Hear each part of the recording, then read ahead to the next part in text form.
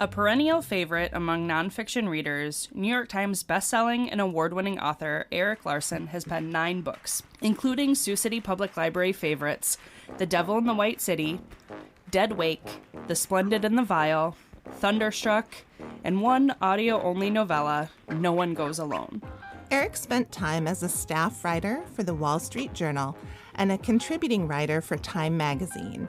His magazine stories have appeared in publications like The New Yorker, The Atlantic Monthly, and Harper's.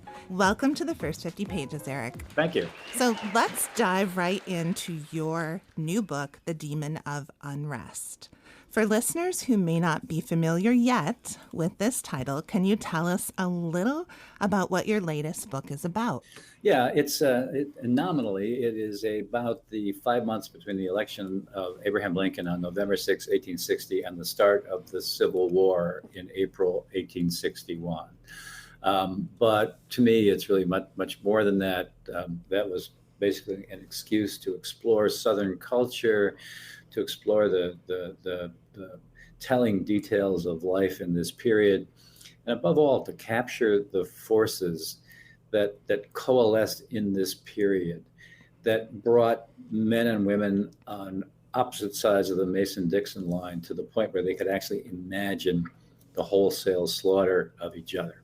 Yeah, I think that was a great way to sum up your book. For sure.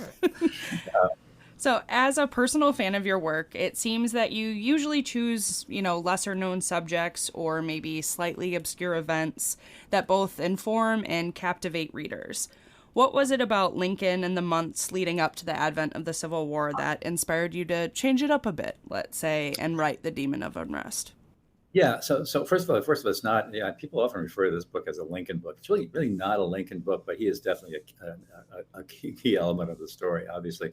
But I am on record as having said repeatedly that I would never write a book about the Civil War, and here I am. My late mother said never, always said never say never, and there I am. It goes back to March of 2020, and I think you'll recall that was when the pandemic was at its peak. I was in the midst of a book tour for my previous book about Winston Churchill, The Splendid and the Vile.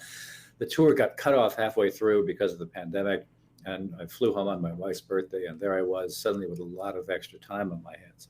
So I started, once again thinking about, what's my next project? What would I want to do for my next book? And I started looking into various subjects. Around that time, as now, unfortunately, around that time, there was a lot of talk from fringe groups and, frankly, fringe states about Civil War and secession. Texas was muttering about secession, and as it often does. And I started thinking to myself, I don't really know how the Civil War actually started. I mean, I knew roughly, but I didn't know the nitty gritty. Didn't know the real story. So I thought, I've got time on my hands. I'm just going to start, see what I can find. Ordinarily, when I get to this point in thinking about ideas, I would have jumped into a physical archive with no real sense of what I was doing, just to get a sense of a feel for the kind of archival resources that would be available. Obviously, with the pandemic in full flare, I could not do that. The archives were closed, and I sure as hell was not going to fly anywhere or take a train. But I'd started delving into some online archives, and because this field is so heavily studied, there are some really great archives out there. And one I came across, familiar, I'm sure, to every Civil War scholar, but brand new to me, was something called a collection of documents called The War of the Rebellion, the official records of the Union and Confederate armies. So I started wandering through this and found it compelling enough to order a bound volume of volume 1 of this multi-volume collection of records which spans the Civil War. So I get this volume. I'm in my pandemic readout out on Long Island. The book arrives. I disinfect it, and get down to reading. And I find it's just really compelling. This volume contains hundreds of documents, scrupulously curated in chronological order, with letters and responses, telegrams and responses, just all the sort of chronicling, as we journalists like to put it, the tick-tock of the march toward the Civil War, this Yeah. inexorable drive towards civil war. And suddenly I realized, that's going to be that's like a gift from God. This is like the spine of what could be a really compelling book.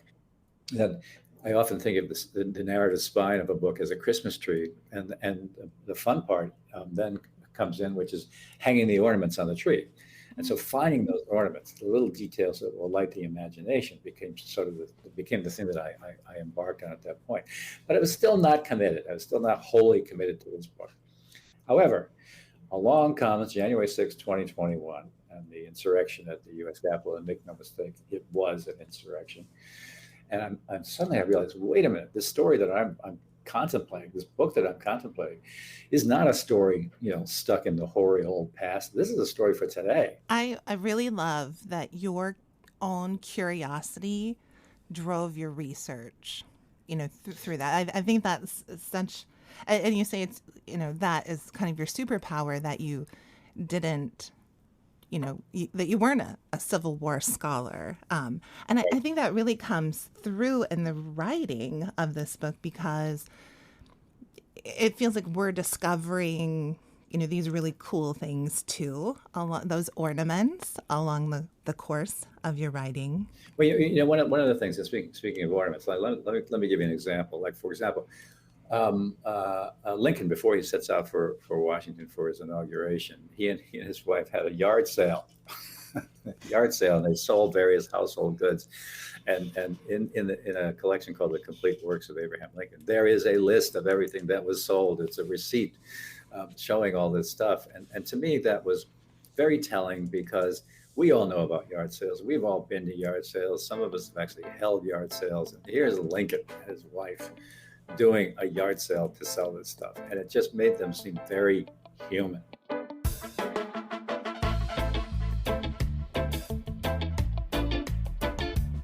But we also just loved how you bring these moments of like brevity, or like little, snippets of, like you said, it makes them all the more human. These like mythic and historical figures where you poke fun that they like can't spell certain words, or, give a description of, I can't remember exactly who it was, but like his eyebrows were like cumulonimbus clouds, and just kind of give these like visuals that it makes it feel that much more real, and that you're more immersed in this era. Hey, some of these guys look pretty funky, let me tell you. Horace Greeley, oh my. but my goal, one of the things I think that makes this book very different than other books that have touched on or dealt with this subject in this period, there's a lot of backstory leading up to Lincoln's election that is pretty necessary to know. Ultimately, it struck me that the way to capture this backstory, and I wrestled with this, and this was not an instinctive thing, I really thought about this, is through two characters in particular who do not typically appear in works on Civil War history, at least not as flesh and blood characters moving through the world. One was Senator James Henry Hammond of South Carolina, who makes a fantastic villain, and is a terrific way of actually looking at Southern planter culture, at the evolution of something that's very important, and I think sometimes underestimated, is the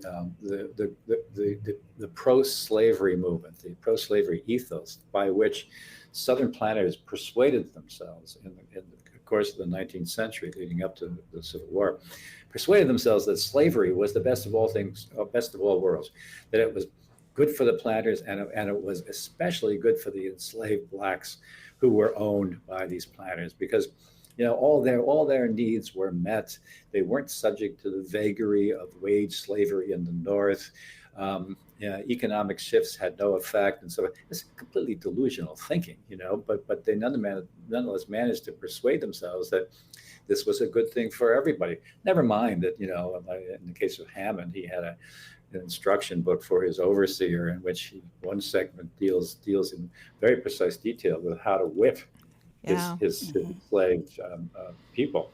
And then another character, Edmund Ruffin, was very important also, and he allowed me he allowed me to tell very important, two very important elements. One about the advent of Uncle Tom's Cabin, which was like, throwing a hand grenade into the political landscape, and also the attack of John Brown on the Arsenal at Harper's Ferry, and I could tell those through him in a very, very compelling way. And it's true. When you're reading through this, I'm thinking, why don't these names sound familiar? Why don't I know these characters? Readers encounter a note from you at the beginning of the book titled Dark Magic that addresses the events in the Demon of Unrest and part of their connection to those events of January 6th. And one of the things that struck me is that you say, I invite readers to step into the past. And that's really what we get to do. That's really what this book gives us, to kind of experience that in a different way that you don't get to always with. Well, my philosophy of this is, I'm often described as a historian, and I don't think of myself as a historian. Maybe a journalist who writes history is an apt thing, but my goal is to create a nonfiction historical experience that is as rich and deep as possible, with the idea that readers will begin reading the book and will sink into the past to the extent where and this is the beauty of the mind, this is the beauty of reading, where they will suspend their knowledge of what's coming. Yeah. I mean, it's like when one of my favorite books along those lines is Barbara Tuchman's The Guns of August.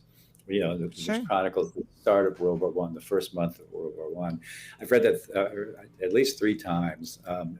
By the way, it has the most gorgeous opening paragraph, I think, in the history of literature. I've read that book 3 times.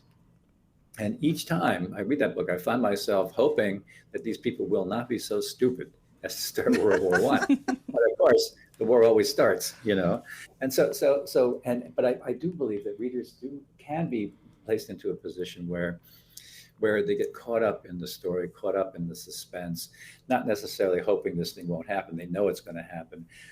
But in this case, knowing it's going to happen sort of adds to the pathos, adds in a way to the suspense, because you see these forces coalescing, and you know it's like a horror movie.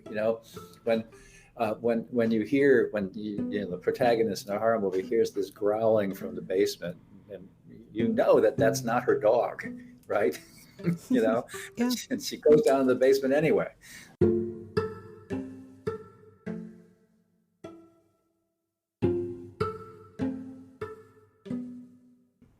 One of the details, I just have to share this, that I found hilarious. It made me laugh out loud, was that Fort Sumter was built on northern rocks. Like when I'm reading along and about the grievances of the South, and you do such a great job of kind of bringing us into that culture of the South, so that it gives us context and perspective of, all these things that are happening, with the people of the time, even. Well, I'll tell you what fascinated me the most about Southern culture, and I really want to qualify that a bit and talk about South Carolina culture in particular, and Charleston, the planter aristocracy. But I was really intrigued by this cult of honor, if you will. They refer to themselves as the chivalry. Yeah. They refer to themselves as the chivalry. When I first came across that, I said, oh, no, they can't possibly be doing that. But yes, in diaries and so forth, they were the chivalry. And they were absolutely enthralled with, with the romance literature of the past. Sir Walter Scott was one of the most popular authors for the planting aristocracy to read. I mean, I would venture to guess that Ivanhoe was probably on everybody's shelf. And one of the things that intrigued me, especially, and when I first heard about these, I also thought that can't possibly be. And but I found an entire book devoted to the subject. But were these so-called rings tournaments, where planters would dress up in knightly garb and ride their stallions down this course with a lance, not jousting because they could kill somebody, but the goal being to pierce a hanging gold, hanging ring, and this was a mark of your prowess as a horseman, and also as your aim with a lance. If it was a heads and rings tournament, by the time you got to the end of the course, you were then to whip out your saber and slash away at an inanimate figure at the end of the course.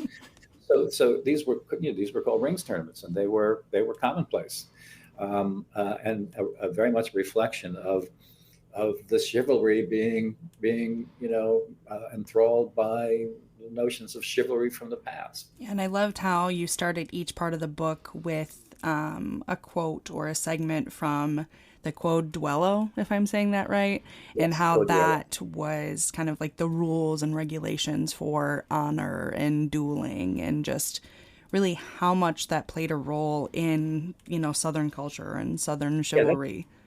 That said it all. To me about this real emphasis on honor, a sort of false honor actually, but real emphasis on honor. Here was this Code Duello that was written by a former governor of the state to codify how one went about conducting a duel.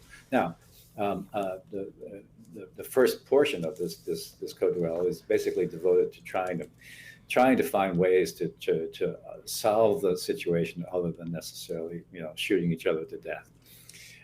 But as the rules proceed, it becomes there are rules governing. If you can't resolve this, here's how you go about conducting a duel. Essentially, it's a guide to murder. When you think about it. And what intrigued me was that in microcosm, the Code Duello kind of described the pressures and forces that were at work in the broader macro political world. The South imbued with honor, the North deciding not deciding, but increasingly vehement about the fact that slavery was an abomination. The abolitionists in particular, and the Southerners, the owners of enslaved blacks who had come to decide that slavery was a very good thing, and therefore an honorable thing, and we are men of honor. And here's the North telling them that slavery was evil, which meant that these planters were evil. They took offense. So in a microcosm, that would have led to a duel, right? So and that's why I excerpt the Code Duello at the start of each of the so-called, I call them parts, each of the parts of this book stepping up toward the Civil War.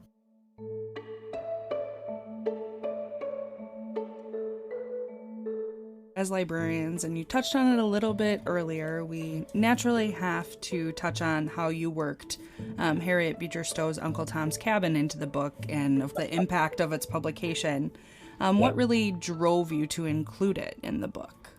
Well, see, Uncle Tom's Cabin is if you were to look at a timeline of the nodes, the events that really helped fuel the dissonance. Can you fuel a dissonance? I'll go with it. To help fuel the dissonance between North and South. When this book came out with its basically recounting of the atrocities of slavery, the sale of separation and sale of families and so forth, it was a bombshell. The North utterly embraced this novel and Harriet Beecher Stowe. The South reviled this woman. She was referred to as this wretch in petticoats. And in fact, the Southern writers went so far as to write a series of counter novels. I have some of the titles in the book. I found some of these absolutely hysterical, right? But it was a very important moment in terms of the Gestalt in this period. This was Uncle Tom's Cabin was, if I recall this correctly, came out in 1851. As you advance, there are all sorts of other things that were beginning to take place, and I tell these, through my various characters. 1858, for example. 1858 was a pivotal year. This is the year that Senator James Henry Hammond gives a very important speech to the U.S. Before the U.S. Senate, a pro-slavery speech where he refers to enslaved blacks as the mudsills of society. Mudsills being in construction, the layer between the earth and the frame of the building. These were the mudsills of society. It was someone had to do the menial labor, and here at hand was the ideal race to do it, enslaved blacks. And he further coined this term that cotton, as he put it, cotton is king. Cotton is king. And his thesis was that you can make war on us, you dare not, because we supply the world's cotton. If that supply is cut off, Britain's mills go dead, the North goes into economic chaos. You cannot basically mess with the South because cotton is king. Very important moment.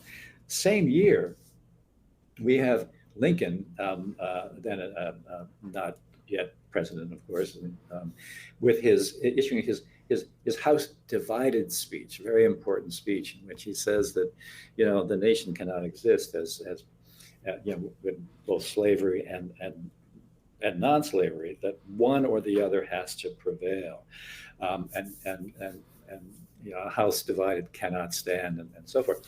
Soon after that, there was another very important speech, again in 1858. These are three pivotal speeches, at least in my view. William Henry Seward eventually becomes Lincoln's Secretary of State, but who himself actually desperately wanted to be president.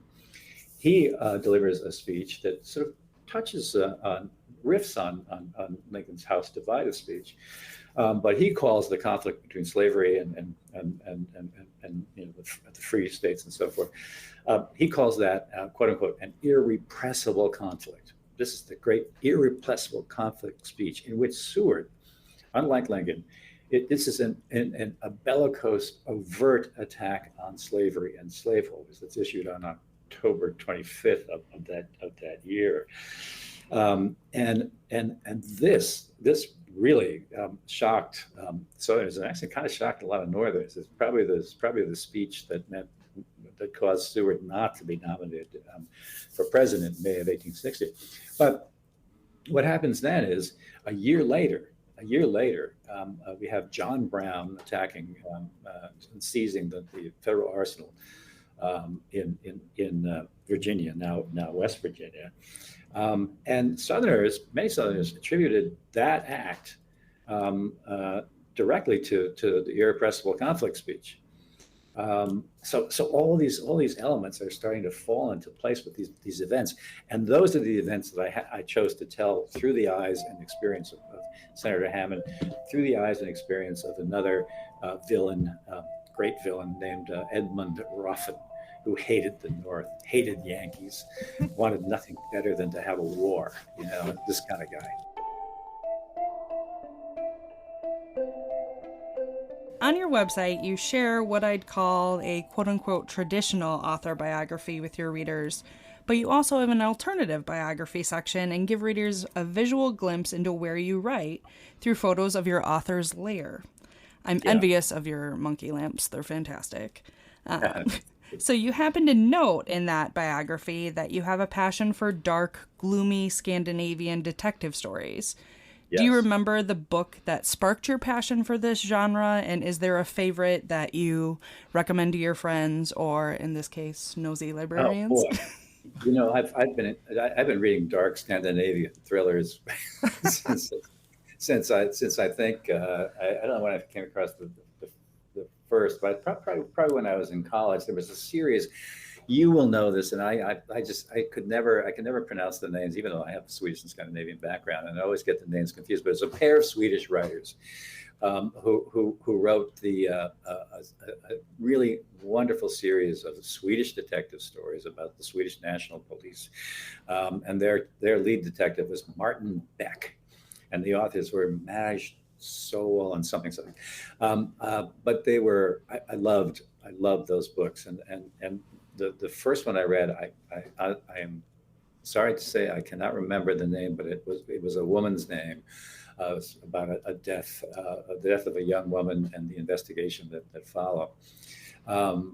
So, and that led me to explore others. And most recently, I've become a devotee of first of Henning Mankell, a Swedish writer, whose books are terrific. And his books, his lead character is Wallander, and of course that became a TV series with great TV series with Kenneth Branagh, who can do no wrong in my view. And then followed by a much darker series of Scandinavian detective stories by Joe Nesbo and his lead character Harry Hula. And I love those, although I don't know, they may be getting too dark even for me. Of course, as librarians, we get asked for book recommendations all the time. And I really feel like your books are a great recommendation for someone who says they're interested in history. And I have to tell you, I get a bit of a thrill when I mention The Devil in the White City to someone who hasn't read it before. It's like, this, you read this one. This is the one.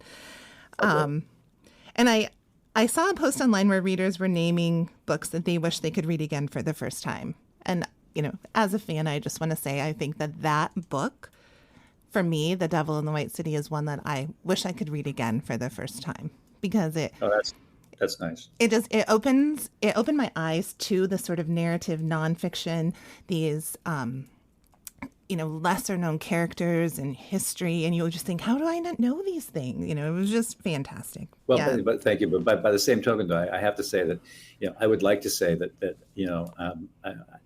I would like to actually have the experience of going over and researching that book without the angst that infused my life at that time. Because on the eve of publication of Devil in the White City, and this is I am not kidding, and my wife will back this up, I was convinced that my career was over. Because the book had two narratives that never really, well, they do touch in one tiny stretch, but two narratives that never quite touch. I was convinced that the reviewers of America would just take me and throw me through the window. Defenestration of author Erik Larson. It didn't happen, and I'm just so glad. But I love it when people tell me, in particular, that they were just in Chicago, and while they were there, they were reading my book. I love that because my favorite, actually, all-time reaction to any of my books came when I was touring through Chicago. I was at the Chicago Club. I had just done a talk. This woman got up during the question and answer period, and I swear she was near tears when she said this. She said, when I finished reading this book, I didn't want to come back. Well, we can't thank you enough for the conversation today. And The Demon of Unrest is out now, available in bookstores and libraries everywhere. And whether you want to dip your toe into the waters of history or you are ready to dive deep, we think that your books will hit the spot for readers. Well, thank you. Thank you for taking the time to talk to me. And can I do one radical thing at the end here? Go for it. Can I make a shout out to another author who I do not know, but whose books I have just fallen in love with, the Thursday Murder Club series. Oh, yeah. Richard Osman. Yep. Yeah. Yes. So anyway, that's my shout. Yeah, they cannot stay on the shelf. Yeah, people love them. They do. So fantastic. Not even Scandinavian. I don't know what's wrong with them. Well, I think now we have a new snippet that when people are like, have you heard about the series? I'll be like, well, Erik Larson loves it. So really, you should probably read it. Don't take our word for it. Yeah. Good. And we highly recommend The Demon of Unrest and really all of your books. We know readers will not be disappointed in anything that they pick up by you. So it has been a pleasure to chat with you today. Too. Thank you so much. Thank you. Thank you.